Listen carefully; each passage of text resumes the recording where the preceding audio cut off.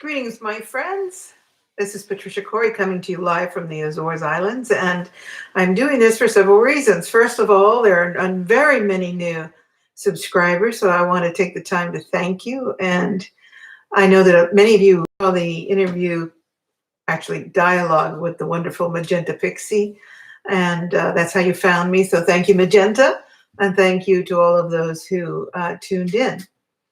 So I'm Patricia Cori, as I said, and I am a channel for the Sirian High Council, those of you who don't know me.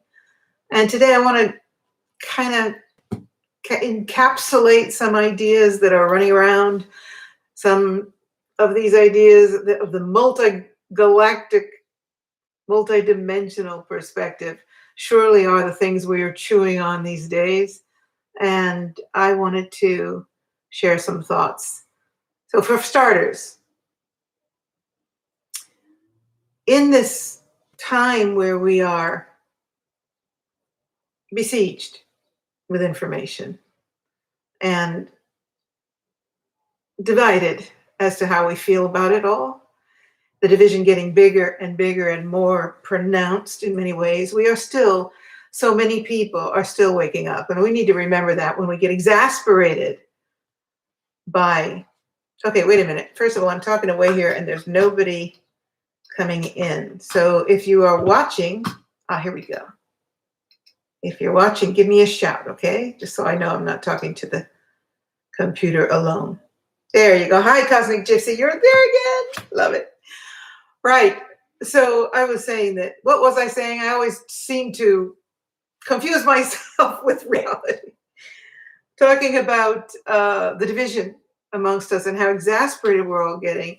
And it's getting more and more pronounced to the point of, you know, it's like sometimes you can bend and bend and bend and bend, and then finally the branch snaps.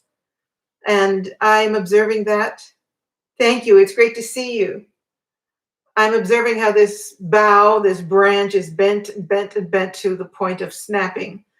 And so a call, first of all, to sanity, to humor, which you know is my vehicle. I use a lot of humor in my communication and in my life, because it helps make this ride easier for us starseed, who so many of us have dealt with this issue of not feeling like we really belong here and struggling to understand how it all works. And I don't know if we ever will, but at any rate, we need to understand each other as much as possible. We need to get out of our own way and how we are relating to reality and help communicate with each other if we're going to turn this thing around. So I've been pretty adamant about the fact that if people get hostile or belligerent, I mean, some really nasty stuff coming down on social media, I delete. And people have asked me, well, don't you think that's a little bit severe if you're trying to reach people? And, you know, I'd like to throw this out to you. And that is, you know what? There are almost 8 billion people on this planet. It is a futile effort to try to persuade or help anybody see something that they are absolutely committed, totally committed to not seeing, adamantly, belligerently, furiously against whatever you want to share. And so at what point do you realize that you're wasting your energy trying so hard? I see people, you know, some friends who are trying to maintain their cool, trying to explain things to people who come back with this really obnoxious commentary. And to you, friends, I say, delete them. Push that little delete button. Let it go, because you've got so many other people to talk to, so many other people who are willing, at least willing, and they may not agree yet, they may not be awakened or, in the new jargon, woke yet, but surely they're at least malleable. And I'm pleased to say that I've watched some people turn and open their minds. So, you know what? A flexible mind is a key to success and growth. And when you've got your heels dug in with hatred, with fear, what do you want to call it? What we're seeing now, exposing itself as this dragon that divides and really makes life so tough for so many people. Just remember that. It's okay to just delete. And to some people, I say, come back to me. I don't want to delete you because you're basically a great person, but you've decided that you're going to hate me for any position I take that doesn't agree with yours. So as long as you don't give me hate rhetoric, you're still in my sphere. And maybe someday you'll come back and say, gee, Patricia, whoa, I've come around to thinking in a different way. And that doesn't mean you have to think like me, but all you need to do to be a civilized human being on the planet is to allow the other to think as they do. You know,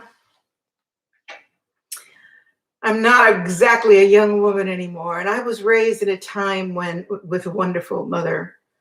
Yeah, an okay father, but a wonderful mother. And I was taught respect for the other. I was taught to honor the other, to use my intelligence, all kinds of values that had to come initially through the parenting process. You know, I mean, of course, I do come from an Italian family. We have some old-fashioned, let's say, my parents' generation, old-fashioned ideas that I think were great ideas. And one of them was to respect your elders, you know, the rhetoric that seems to have disappeared today, or at least is rapidly disappearing. And so, you know, I don't want to be seen as an elder that needs to be respected. But my God, what's happened to our ability to exchange ideas? Well, as I constantly refer to George Carlin and his wonderful one-liner, what they don't want, referring to the controllers, is critical thinkers. No. We are elders. Cosmic Chip says we are elders. I can do that. Okay. What they don't want is critical thinkers. They don't want thinkers. They want working slaves to run their factories and do the grunt work, not thinkers. And so, you know, let's outsmart the controllers and be these thinkers. And, you know, on that note, some of us are blessed with the gift of psychic vision and intuition, stronger perhaps than some other people. And I'm blessed with that. But I do everything possible to also use my left brain to really think about what I'm saying, to really think about what's being said, to weigh it. And then I run it past my truth monitor, which is my gut response. And lo and behold, I find that about 90% of the stuff I'm hearing doesn't stand up to the truth monitor. So I just let it go. And a lot of people are struggling with, where is the truth? What is the truth? And all I can say is keep searching. We may never find it. You may never really, really be sure, especially when we're talking about abstracts. Like I entitled this, The Multi-Galactic Perspective. Abstractions. And I'll be talking more and more about this on my YouTube page because I'm going to get more active than I've been recently. How can you possibly nail down a description, an understanding of multidimensional reality when you've got limitation because you're still in a three-dimensional context? And so in channeling the Sirian High Council, we went over this again and again and again, where they say to me, you know, we're using words that we know make sense to you and will make sense to those who read these words because they're relative to the physics of the third dimension. However, they're very containing, they're very limiting, and they don't exactly define what we're trying to express to you. And there's this constant difficulty of trying to understand and communicate a six-dimensional reference point perspective when we have to translate into 3D. For example, when we talk about timelines, this is a great example. We perceive it. We actually perceive it, the string theory, the parallel universes, which I talk about in my book, and interruption. Please read this book. You've got to read it because you will come away from it, number one, understanding much more, and number two, with a sense of hope. In fact, there's a chapter called Hope Empowered that you got to read. Please read it. We're going to be talking about it a lot. And so in the description, for example, of timelines, which is a catchphrase we're using all the time now in our talks and sharing about the multidimensional universe. And the term lines is a misnomer when we're talking about multidimensional reality, because there are no lines. But we are in a linear perception. We perceive time in a linear way. We perceive dimensions in a linear, plane way. And I mean plane as in geometry. We actually believe or understand that we have, that with each dimension, the fourth, fifth, sixth, etc., we go up, and that bad seems to be down. And these linear perspectives are actually not correct or not descriptive of a multidimensional world, which is more like swirling realities that are sort of in a gaseous, nebulous, interactive state all around us, and yes, within us. All right, I'm going to stop here so that I don't lose my chain of thought, and I'm going to say hello to everybody. So, hey, Wesley, you're there. That's great. Good morning, everybody. Kavita, hello. I'm happy you're here too. Azera, hi. Thank you for listening. Nancy, love ya. Risa, Bismillah. I hope I pronounced that right. Okay, we've got quite a group growing. Good. So anyway, where was I? The worst for keeping my sense of what I'm talking about, because many times while I'm talking, I'm also hearing input from the Sirian High Council. So it's like a real balancing act, trying to speak and express something and then hearing while I'm talking. It isn't easy. I guess really what my focus today is just to pinpoint, address the fact that there's chaos out there. There's chaos on the mental level, the emotional level, the physical level. Everything is in disruption. And yet the animals, the planet is healing. You know, we've talked about that, and how, you know, out of chaos comes order, and out of disharmony comes harmony. And that is the divine wonder of all things, isn't it? So, you know, I'm seeing buffalo, where was it? Catalina Island, buffalo walking on the beach, deer running along the sand, celebrating being able to go out to the water, peacocks walking down the streets of Barcelona, looking around going, yeah, where are the humans? And despite how ominous in so many ways this moment is, which I'm going to talk about, there are those who see it as a pause, a reflection, a time for Earth to rebalance, and those who see it as Armageddon. And I kind of see them both. I see both sides of these poles, the extremely dark and the extremely light. And you all know I will never stop talking about the dark, because until you understand it or are willing to look at it, you can't possibly help heal it. So, yeah, I really actually perceive this drama that we're in, and that is ongoing and is certainly not ending with the cure, as being the actual Armageddon on the planet. This is it. This is the big spiritual battle. And you know what? We've been waiting for it. We have been talking about this. The spiritual communities have been talking about everything from spiritual Armageddon, the coming of the Savior, aliens coming to clear the planet, and everything in between, solar flares, planetary alignments. And then, of course, my material talks about how the sun is about to pass into the fourth dimension. And guess what? We are. I've been talking about this a lot, and, you know, with Magenta Pixie, we kind of touched on it, but I'd like to get back to that understanding that we are in a phase, a very pronounced phase of transition into the fourth dimension. And it, again, because it is considered an event, Bismillah just said, was that what was called the event? Perhaps the idea that, suddenly pop, the planet has now popped out of third dimension, it's in the fourth, and now we're there.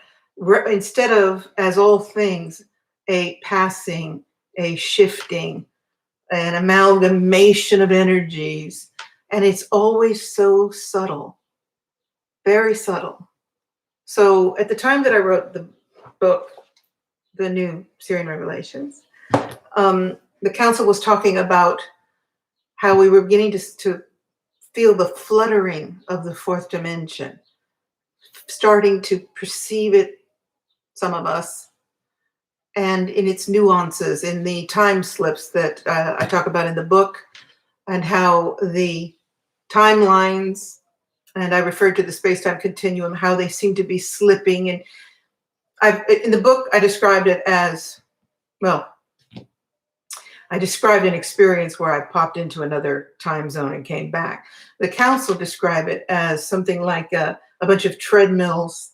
Look at the space-time continuum, a bunch of treadmills next to each other lined up, and some of them are slipping, moving forward at a different pace. So that on what we believe is the space-time continuum, you have different patterns or areas that are moving in different times as we perceive time to be. And we perceive also time to be going forward, whereas it isn't limited to back or forward, as has been discussed amply by spiritualists time immemorial, when we speak about the all that is, the no time, etc. And we refer to these things as timelines, and how the timelines are clashing, slipping, whatever, converging. Oh my God, it's so incredible. I really want to share that. Imagine that we are now we're deeper into this four-dimensional context, and it's getting crazy. A lot of things okay, we're constantly talking about how insane everything is. That is also one of my favorite words now. The insanity of so much that we're experiencing is just off the wall. The planet is upside down. People have lost the plot, etc. But what surely we are experiencing is that we're in the fourth dimension more and more. And it still looks like 3D. Oh yeah, I'm looking out the window, got plants out there, some birds are chirping. And let me add, we have a perception of what other dimensions are going to be. And so that if the fourth dimension doesn't resonate with our preconceived idea of what another dimension would be, which surely would be higher, then we don't necessarily recognize it, do we? So the Sirians, when they talk about the fourth dimension, they talk about a state of recognizing and being confronted, above all, a cosmic clearing platform where we face the collective karma of our civilization, all civilization, from time immemorial on planet Earth. So that takes us way back, way back. In our conscious understanding of the potential civilization of Earth, we go back 100,000 years to early Atlantis. But of course, we are finding more and more history is pushing back the timeline. So, we even have recollections of humans on the Pica, what are they called? Lost the word. The stones in Mexico with the carvings of people riding dinosaurs. They've been called hoaxes, but they've also been verified by archaeologists as real. So who knows? But one thing's for sure, the timelines that our perception of history, the human civilization is getting pushed back constantly. And that means more karma to deal with. Because if the council is correct, and I got to say that until now, they haven't skipped a beat, have they? I mean, really, 23 years later, after I channeled the first book, The Cosmos of Soul, it's unfolding as they described it. So now they're telling us we're moving rapidly through this fourth dimensional clearing station. And in this place, this vibe, this energy field, we are confronting the karma of the entire civilization and our personal karma to be healed, to progress into states of more refined, less dense, energetic frequencies. Wow. So when we look at what is unfolding with the drama that's underway, which I'm trying not to mention because apparently you get, an immediate "you're done, you're done here" message from YouTube. What's important from this whole experience, in my opinion, is really not this virus. Oops, said the word. Really not this health matter, but more, urgently more, is that we're clearly seeing that this is a takeover of all human liberty. It's grave, it's exaggerated, it's hysterical, it's immediate. And the mass mind is still obedient and allowing this because of the manipulation of absolutely ridiculous fear. Not to say that there hasn't been episode and there haven't been deaths. Yeah, I'm not negating that for a minute. But the response, the reaction is completely, totally orchestrated, out of control. So what's important here is that hopefully, and it's our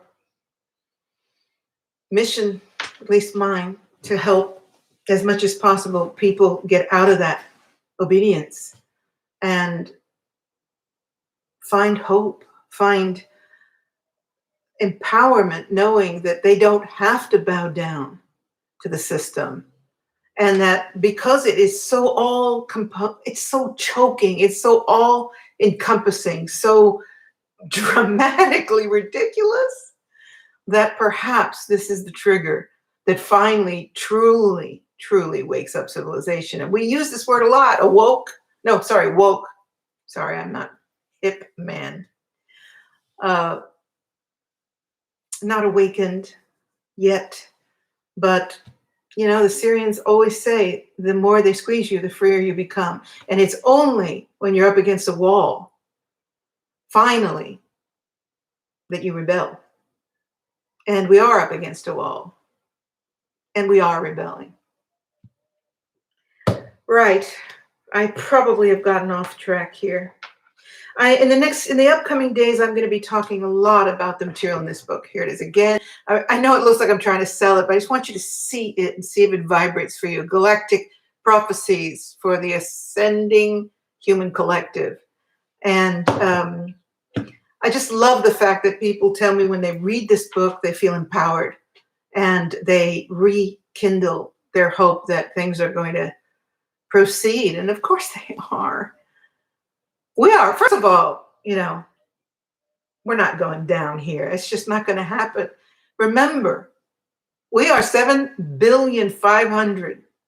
These controllers are 2,000. And if their ultimate concern is controlling this species, it's because they know they can't lose their grip because we will annihilate them. And that's what's happening. They're losing their grip. And they know it. And so they've pulled out every stop in the book. But the human outcry is rising. And from a galactic, multidimensional perspective, which is why I started out this message today, we have observation from several civilizations, several layers of consciousness are watching and helping, even though I am not an advocate for asking for saviors to come and change our reality. We know that tape and we know that we're here to do it. I guess from a multi-galactic dimensional framework, I'm calling out Find that mission. Remember your mission, light workers. And back to my original statements about the delete button. You know, it's a tough one. I mean, I have a lot of interaction with a lot of people, and I just can't waste my energy on the absolute blocked human being. And so, you know, there's this constant buzz amongst us about the insanity of some of the comments, the hatred. Wow, that hatred is some really teenage stuff. You know, I mean, orange man, bad, and, you know, constant, the thing about the masks, if you don't wear one, actually somebody said to me, if you're not willing to wear a mask, then it means you want me to die. And she wasn't kidding. Wow, we have so much to work on. But again, don't waste your energy on people who are completely closed and sealed, because there are two things that can happen for these people. First of all, if you're locked down, it's like healing. You have to want to heal to be healed. You know, otherwise you can have somebody, and I'm a former hands-on healer. You can have somebody lying there who is completely not prepared, not ready for it, and you're just both spinning your wheels. You have to seek healing to be healed, and you have to seek knowledge to learn, and you have to seek wisdom to grow.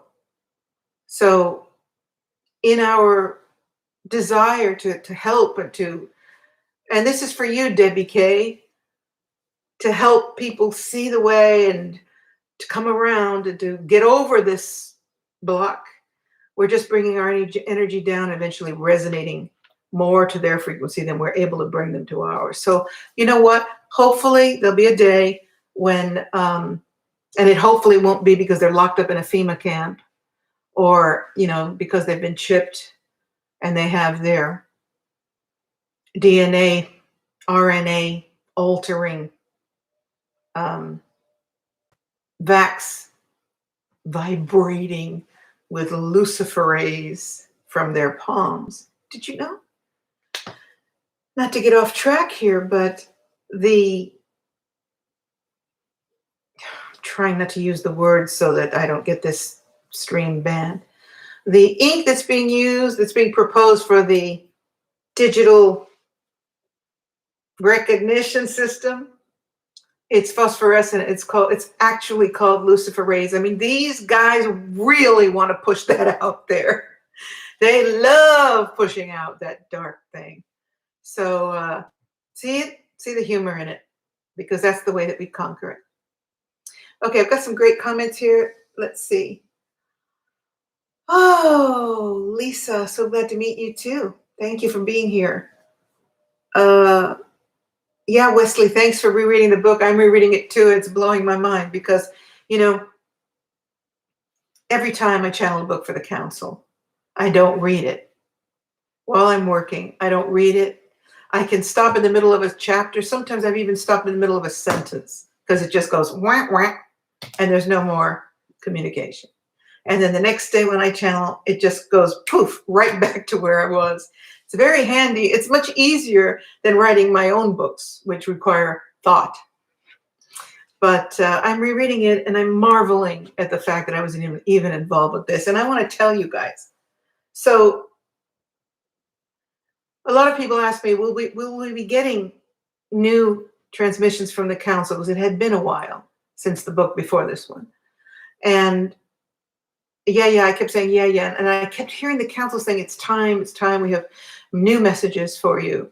And I just, you know, it's kind of a tedious situation to be awakened every morning at 4 a.m. and to channel a 300-page book, which takes a long time. And those morning hours, yeah, I'm not a morning person. But finally, with this pressure coming from the council, we need to start.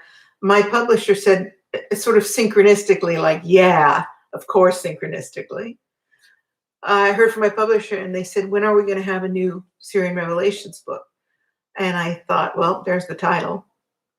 And I told them that I was gearing up for it. And they said, can you do it in 9 months? I said, 9 months? And they explained that that would put me in sync with their marketing and their, the publishers have a whole train of events that have to happen when they get a book, editing, marketing, etc. And I said, 9 months to do that's a short time. And my publisher said, Patricia, you always come in ahead of schedule. What's the problem? I go, the problem is 9 months. So I agreed. And for a long, long time, nothing came. I would sit down. I didn't get the 4 o'clock wake-up call.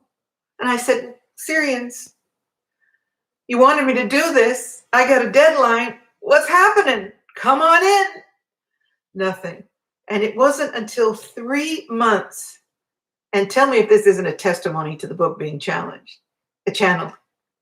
Challenge, that's a Freudian slip if I ever heard one. It wasn't until 3 months to the day before the deadline that I heard my 4 o'clock wake-up call and started getting the download for this book. So this book, which is rather intense, was channeled in 3 months, start to finish. I think that's testimony to it being channeled, because surely a 300-page book in 3 months, I don't know. But anyway, it's an important work. It shares so much of what we're going through now, explains it so that we can understand it better from a multidimensional perspective. What's going on with the fourth dimension? What are wormholes? How these parallel universes are interacting, what the planets are doing. And most importantly, there's a chapter called, which I want you to know, and so goes the reptilian reign of terror. I like that one. And despite how it looks sometimes, it looks pretty damn scary out here with the mad scientist and the mark of the beast and all of these terrifying things that appear to be on our horizon. I don't believe it for a minute. And I trust that I don't believe in the no-win scenario. How many times have you heard me say that? I do not believe in the no-win scenario. Thank you, Captain Kirk. And so we are creating this new picture of what is happening now, the light forces, how we perceive and manifest what will be on many dimensional layers. First of all, in physical reality. Secondly, in the mental body of every human being and the planet, because the planet, like us, has a physical, mental, and emotional, spiritual bodies. And so all this imprinting of all this fear is a collective aspect of Gaia that we light workers, we heart-centered people are sending into the emotional, mental bodies of the planet to keep the balance. Not that Gaia really needs the human race. You know, we often talk about saving the planet, saving the forest, saving the animals, saving everything, save the oceans. One of them, save the whale, save the dolphins. And never forget that Gaia will always exist, will always prosper, because this planetary field is all about life. Remember, and I say this all the time, we were given a Garden of Eden. Forget the religious implications of those words. We were given a Garden of Eden. And if you don't believe it, just look at a sidewalk on a city street on a sunny day and watch how a little blade of grass finds its way through the cracks in the cement, because that is the essence of this planet. That is the essence of the universe. Life is designed.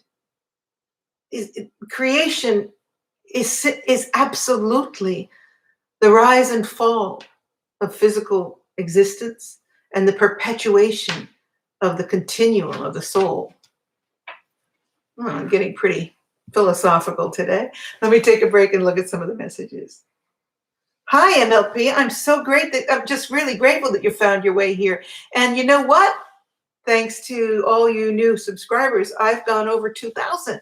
So that's cool. It's not like some 20, 30,000 subscriber channels, but it'll get there, because more and more I think that our days are numbered on FB. Boy.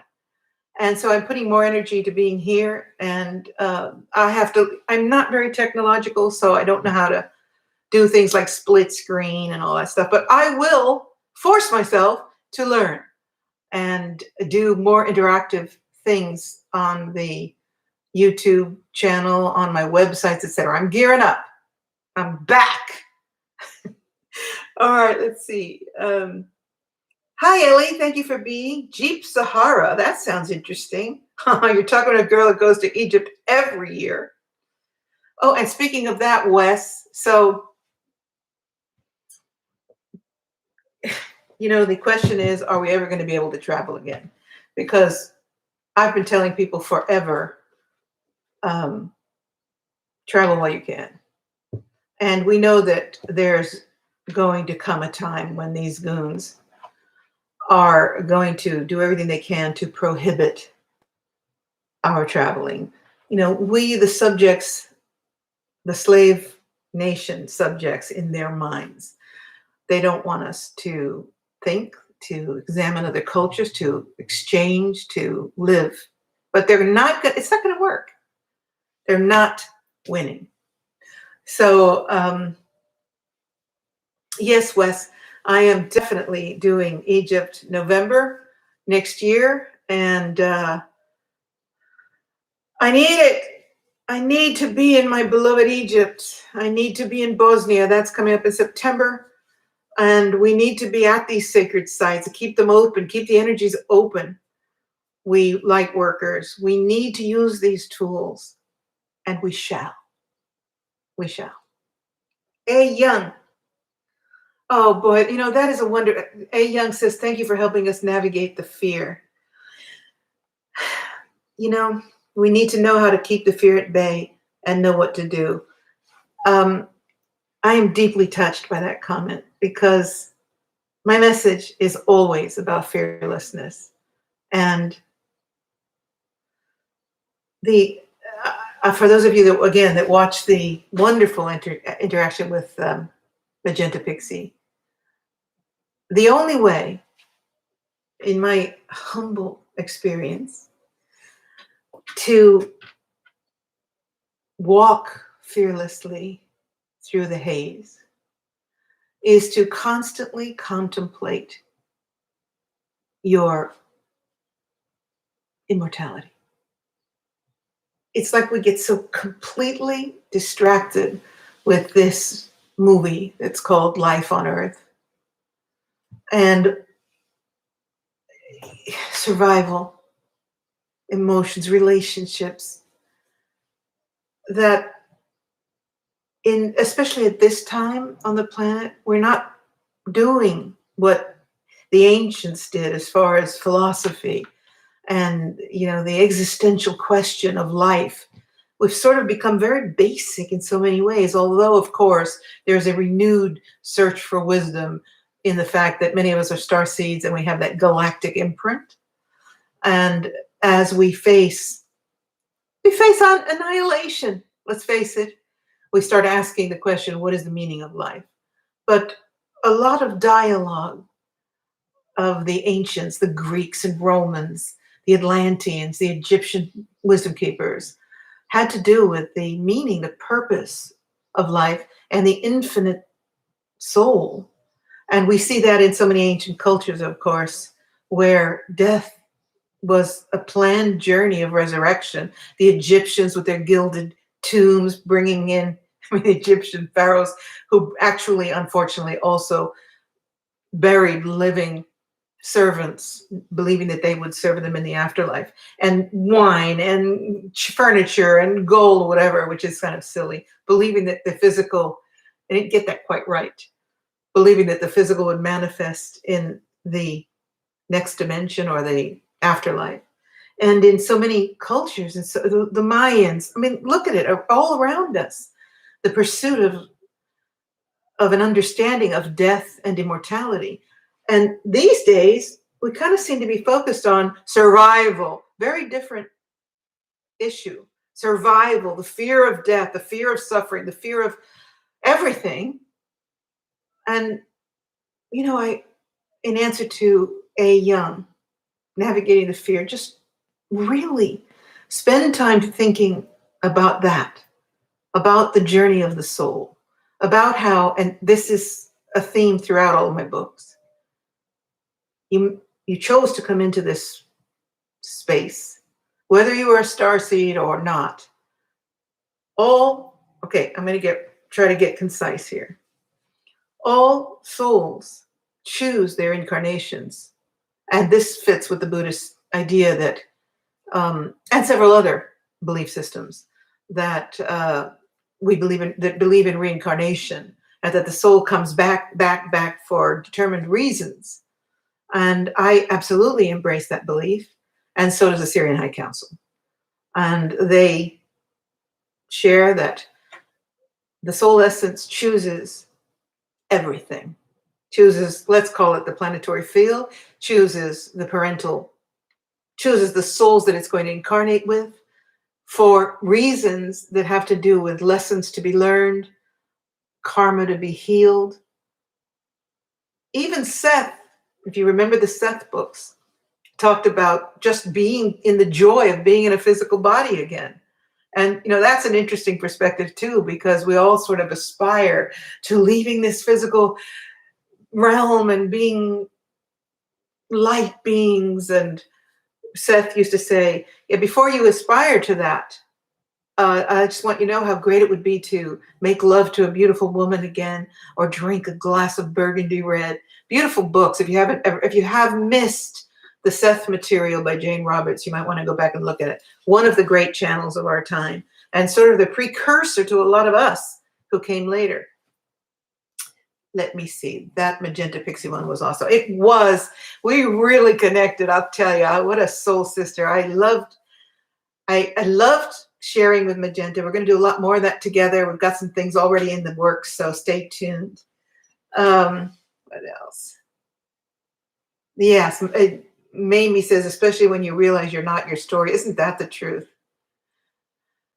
Oh, hey, Young, I'm not afraid of death. What I worry about is so much, and sometimes feel powerless to deal with the restrictions. Well, I tell you what, I don't want it either. And I'm going to do my very best not to be subject to those things. I've made some very important decisions in my life. One of them was to move to the Azores Islands, first I lived in San Francisco Bay Area, then I moved to Rome, seeking my roots, my ancestral roots, and then I moved to the Azores Islands, where I think I will end my days on planet Earth. And as far as restrictions, number one, I don't believe in the no-win scenario. Don't forget that little mantra. Say it all the time. I don't feed that mantra. I refuse to feed the mantra of the no-win scenario.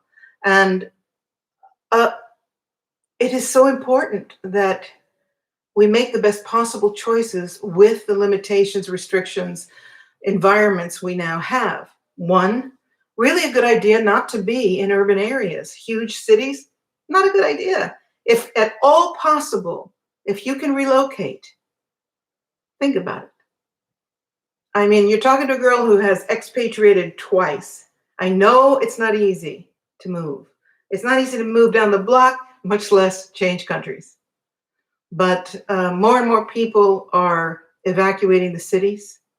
And that's going to be the epicentral domain where restrictions and control is being exercised. So fearlessly take time to consider, in this time where nothing's moving, are you in a position actually to move out of an urban spread? I mean, these huge urban areas like the Bay Area and, big cities, is it possible to move? Would you like it? And can you see yourself gearing down into a more simple lifestyle? And if that's possible, it is not a bad idea to start thinking about where that would be and what that would look like. Ellie, many blessings back to you too, from me, and I'm sure from everyone who's receiving your beautiful message. Oh, what a beautiful message. So much for sharing your light. Thank you. Grasping us from the darkness. Oh, come on, guys. You know, don't buy into it. You know, you're getting to know me, some of you, because as I said, some of you are new, and I do funny things. I love being absolutely grounded and absolutely unplugged. And I love the range of what that is. And so I do baking. I'm huge on planting. Right now, I believe that it's very important to grow our own food if it's possible. However, I don't have a man around, and I cannot, no, I'm not saying I need a man to do it, so don't get feminist on me. I just can't be bothered doing the hoe and the whole, I don't even know how to do half this stuff. So what do? I got some big tubs, and I'm doing that kind of gardening. And I'm looking out my window. I've got my tomatoes plants are coming up. My eggplant are coming up. I've got herbs all over the joint, flowers growing. I get great joy out of this, being connected to this Mother Earth. And sometimes it's such a beautiful distraction. You just stop worrying about things that may not really ever touch you. So please don't be afraid.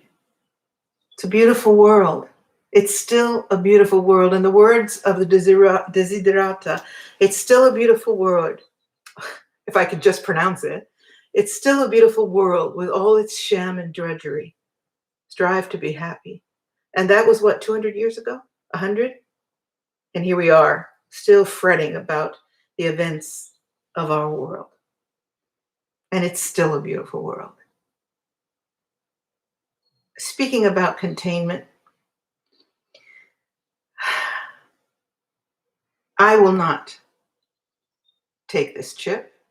I will not allow myself to go into any containment whatsoever. If that time comes, which I do not believe in for a minute, Patricia Cori is jumping into the ocean. I'm kind of believing that one of the reasons I came here, definitely, I came here when I was channeling the book, Before We Leave You, Messages from the Great Whales and the Mighty Dolphin Beings, to swim with them. And I met my pod. 250 dolphins came around me, just me. I mean, how blessed was that? And when I was swimming with them, it was uncanny, because the guy that was running the boat said, this can't, he just said, there's 250 dolphins out there. And I went, oh God, my first jump into the ocean. Not a scuba diver, not a diver, not really comfortable in the ocean. I jumped into a pod of 250 dolphins, and the rest was history. And at one point, I was so mesmerized. I started to, and I was in the water with them for so long, I got weak, I got tired. And at one point, I remember thinking, this is how I'm leaving. I was swimming with them. I was in this euphoria, this galactic, multi-galactic exchange. I was hearing all kinds of beings, the Sirians in the middle of the water. I mean, this was something that someday I'll share with all of you. And I believed that I was swimming away. I was leaving the earth. And so much so that somebody on the boat, one of the helpers, jumped in the water because apparently she saw me going. Whether or not she saw me in trouble, I don't know. But she jumped in and came over to me and sort of grabbed my hair. And I remember from this absolute euphoria to reality, three-dimensional reality, with her giving the signals, are you okay? And I thought, would have liked to just leave this way. So I've already got a plan of exiting the tube that is my earth life. And that is, if for any reason it gets too heavy, I'm swimming away with the dolphins. So because of that, and also because of my humor, my sense of humor about life, and that given also the fact that I've had two past, near-death experiences, and I know for sure we don't die. I'm ready. Therefore, I don't have any fear. And I contemplate immortality all the time. The idea of what comes next excites me. I'm not afraid. So I love you to all. When you get into a fearful place, think about that. What comes next? Because the expression "nobody gets out of here alive." Well, we may not get out of here physically alive, but we got things to do and places to go. And this drama, however it unfolds, is just a passing. Oh my goodness. It's really amazing to be able to talk this long with nobody else to talk to. It's just a stream of consciousness. And I hope I've kept you connected with my thoughts. I'm going to leave you now with these thoughts and invite you all. Let me say goodbye to everybody before I do that. Mamie. Yes, Ellie, it is so beautiful watching nature grow. One of the things I really love the most is seeds, watching seeds, because I love babies. And so buying a plant is cool, but planting a seed and waiting every morning, I go down to the kitchen and go, oh, come on, babies. And then one day, like this morning, I planted broccoli a few days ago, broccoli seeds. And if you're listening, Elizabeth, thanks to you, thanks for those seeds. The seeds are coming up. It was like 4 days and they're already coming up. Poof. And it gives me joy. It gives me joy watching life unfold and knowing that in my small way, I'm helping it along. You know what I'm saying? Oh, let's see. Thank you, Lisa. Thank you. Jeep Sahara. I just love that name. I hope it means you're in the Sahara and running around on the sands in a gorgeous Jeep. Thank you, George. People call me Mama Bear. I really love that. So feel my heart. Feel the maternal energy come and wrap its arms around you and know you're never alone. There's nothing to fear. Brain link, Ellie, huh? There's nothing to fear. Ellie says I have nothing to fear. There's nothing to fear but fear itself, Winston Churchill said. And it's time to rise above it. I mean, seriously, rise above it. Take off. Okay, I'm going to probably get pushback from this. But for God's sakes, take off your mask, breathe air. My final comment. I've talked about this before too. So here I am on this island. Better air you're not going to breathe unless maybe on the top of the Swiss Alps, but maybe not. Beautiful ocean, ionized air. And I go into town and people are driving in their cars, windows rolled up with the masks on. So first of all, here we have supposedly 5 cases. 6 weeks later, we're down to 2 cases. Okay. And for this, the entire island is covered in masks and cleaning stuff. And, you go to the grocery store, they wipe down the counter. Every time somebody pushes their food down the counter, they completely wash the entire rolling device with disinfectant. There's complete hysteria. Okay. For 2 cases, supposedly, that nobody knows who they are. And if you've ever seen a case for a setup, it's surely that. I think we have 1 or 2. For a long time, we had no flights coming in. We have no ships. Ships can't come in. I mean, it's isolation city. There are worse places to be isolated than on Paradise Island, but nonetheless. God, And I want to shake these people. It's like, breathe, because what's going to happen? Oh, now they're wearing the masks, and now they're wearing the plastic number over the mask. These people are really going to get sick. You can't keep breathing on this carbon dioxide, right? The body divine is perfectly structured. It's a bioelectromagnetic unit designed to creation perfection, to be in health. And all of these masks and disinfectants, all this, and not to mention the mind disease of being in fear of survival. They're going to get sick. Not this girl. Don't you either. Made to wear one. Yep, I had to wear one to go into the bank. I wore it for 4 minutes, and I had to do it because the transaction had to be done. So that was my compromise. And of course, if you've got to compromise, do it, but make sure as much as possible that you keep the masks off. And if that means staying home, stay home if you can. But be aware that that is, not to mention the symbolism of being gagged, silenced.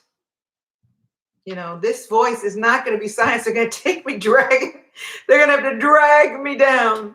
And as far as getting a shot, they're going to have to, somebody said they're going to have to put chloroform over my nose first. No, if they're going to vaccinate me, it's going to be on my dead body, which will be okay because my spirit will already be crossing the waves into the next dimension. Somebody asked me, Patricia, are you talking about suicide? I was like, no, suicide has a negative ring to it. I'm talking about choosing to vacate with anticipation, choosing liberty if that's required. And I'll have that conversation in a following video, the question of choosing liberty. People are so afraid, Kavitha, sorry. People are so afraid of death, and this virus has brought that out.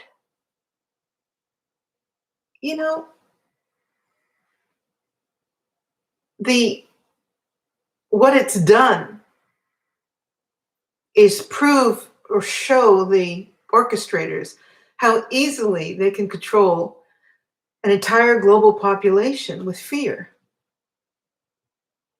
and hysterical fear at that. And remember that every time they feel, now that they've seen how their little experiment works, I mean, it's been very effective.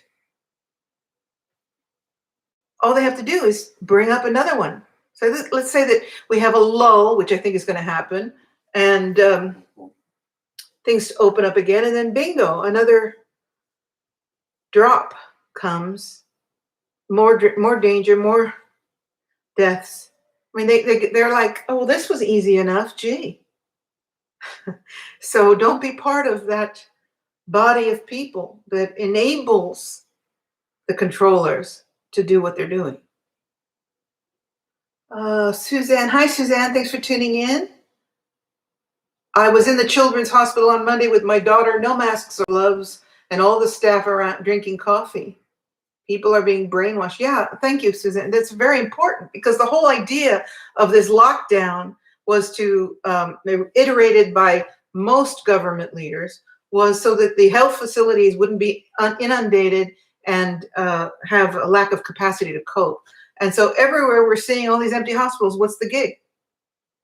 Not to mention how many people are being declared death by this when actually it's something else. And, I didn't want to talk about this too much, but I can't stop talking because so many people are with me. I've got a friend who died in England, and he died of a heart attack. And his relatives were told that they put the virus as the cause of death. So, and this keeps coming up. People are saying, my mother died of whatever, and they wrote that on the death certificates. The numbers are inflated, people. And while we're at it, whatever happened to the cold and flu season? Doesn't anybody get a flu, a cold anymore? Hello? A few months ago, I had the flu from hell and back. If it had happened during this, they would have hauled me away into a hospital to never be seen again, maybe. Because we all know that the treatment, the ventilator seems to be killing more people than helping them.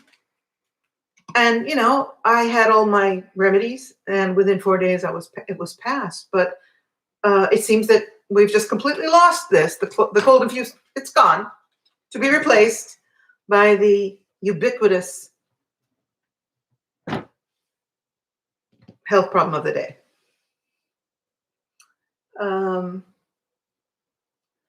Your husband is a medical doctor, Cosmic? Wow, Cosmic Gypsy. Wow, that's a challenge. And he's waking up. I'm so glad to hear that. Yeah, you see, the thing is that, as I've said and will always say, people have to be up against the wall before they start to recognize what's happening. And so, even though this is so difficult and frightening and desperate, people are waking up. And the ones that are clinging to their fear angrily, I have no use for. But the ones that are clinging to their fear and are asking for help, are looking for her help. I'm there for you. I'm absolutely there for you. Talk to me. And and those of you like who have husbands, like Cosmic Gypsy, who are waking up, isn't it wonderful to be part of that process? To see your partner who has never been, we all have had that experience. Not all, sorry. Many of us have had the experience where a partner tolerates the conspiracy realist, as I believe I am, or the spiritual slant to our perception. They tolerate it, but suddenly they're starting to understand it and even embracing it. Isn't it wonderful? Wesley Jackson says, I can vouch for the deaths as a funeral director. Everyone is labeled COVID. Been meaning to ask you about that, but it's just, I kind of already, I already got that answer.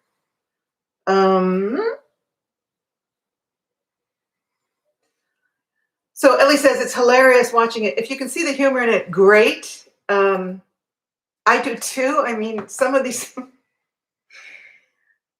some people, I see it and I just cannot believe it. It's like one of these is the person who's in their car, this gorgeous air. I can't even tell you the air I breathe here. Look how radiant I am. It's part for the reason. With the mask on, with the plastic cap over them, sealed up in their cars, breathing this horrific carbon dioxide. I mean, these people are going to get sick if they don't pass out. How about those two guys that were in in some sort of running decathlon and they dropped dead? Young kids, young men, because they were wearing the masks. You can't be running and breathing in carbon dioxide. All right, you guys. Well, I guess I'm going to wrap it up here. Again, I want to thank all the newcomers to my page and my channel. Oh my God. It isn't easy being someone who didn't grow up in the computer age, getting the terminology, getting the technology, it's a challenge, but I'm doing my best. All right. So before I go, please, honestly, I hate to promote my books. I mean, fortunately, they promote themselves, but I'd love you to read this book if you are looking for answers and especially a hopeful understanding of what we're going through and where we're going. Read this book, because we're going to be talking about it, and it'll give you a new perspective. Hopefully, it'll give you some new perspectives on the process we're going through and how to cope with it. I love you guys. I'm so delighted that the group is growing. Please spread the word, and I will see you soon. And like I said, for those of you who are Magenta Pixie followers, love to Magenta. Thank you so much. What a great connection that was. And she and I are going to be doing some more things together. All righty. Love you guys. Thank you for tuning in, and have a great day. Today is Sunday. I think it's a 3-day weekend in America. And wherever you are, breathe and think of the symbolism of that. Breathe deeply and know that no matter what happens, you've got this. Take care.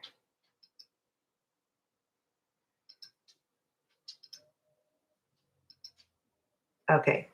I'm still here. I'm still here. Okay. This is Patricia Cori signing out. Thank you. Much love.